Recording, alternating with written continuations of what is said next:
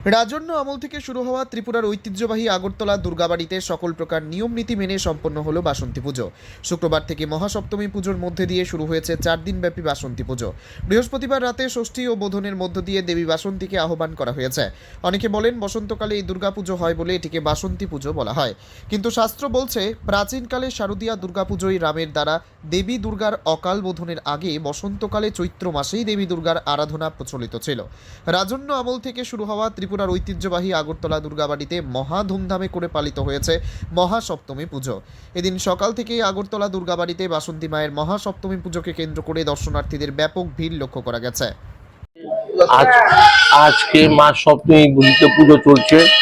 এখন বলি হবে মার, বলি হওয়ার পরে 12টায় সমিসান্ন ব্যঞ্জন আদি ভোগ হবে, সন্ধ্যে 7টায় আরতি হবে। মূলত এই পুজোটার তত্ত্ব কি রয়েছে, কাহিনী কি রয়েছে? এটা মহারাজ সুরত করেছিলেন। এই পুজোটা রাজ আমল থেকে চলে আসছে।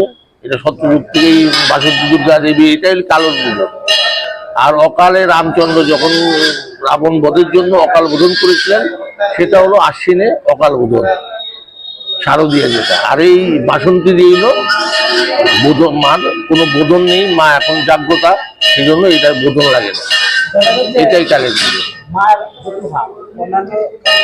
মার এখানে দশভুজা, দু হাত নেই, 10 হাতি মার। পেছনে অষ্টভুজা লুক্কায়িত, সামনে দ্বিভুজা 10 দর্শিত দেখানোর জন্য। এটা মহারানী সুলক্ষণা দেবী মার এই রূপ দেখে ভয় পেয়ে গেছিলেন, তখন থেকে মার স্বপ্নাদেশ হলো, তখন থেকেই মার সামনে দ্বিভুজা, পেছনে অষ্টভুজা লুক্কায়িত। কত বছর ধরে এখানে তো রাজ আমল থেকে চলে আসছে, 500 বছর ধরে চলে আসছে। এই মন্দিরে 150 বছর ধরে চলে আসছে।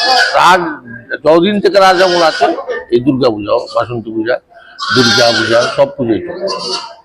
এবারে প্রস্তুতি কিরকম? না, সব ঠিকই আছে, আগের মতোই আছে, সবকিছু প্রস্তুতি আগের মতোই চলছে, কোনো কিছু ক্ষুণ্ণ হয়নি, সবকিছু। আগামীকাল অষ্টমী পুজো। অষ্টমী সকাল 8টায় শুরু হবে অষ্টমী পুজো, রাত্র 11টা 50-এ হবে সন্ধি পুজো।